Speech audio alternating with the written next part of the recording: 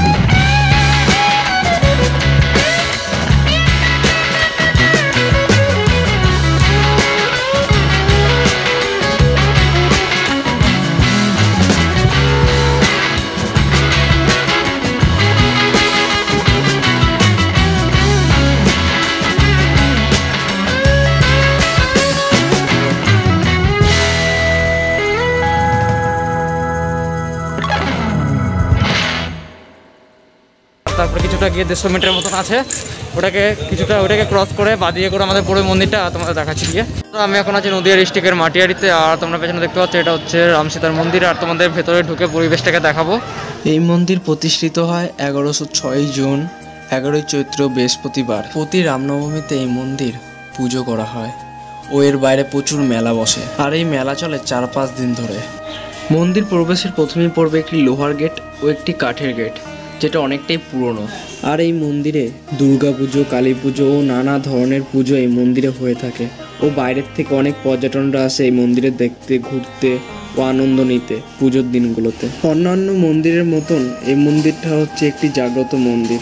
গ্রামবাসীদের কাছ থেকে জিজ্ঞাসা করে জানা গেছে যে এছাড়াও অনেক অলৌকিক ঘটনা এই মন্দিরে রয়েছে। কেউ কোনো বিপদে পড়লে এই মন্দিরে আসলে তার সমস্যার সমাধান পায়। এই রামসীতার মন্দিরটি অবস্থিত নদিয়া জেলার মাটিয়ারিতে।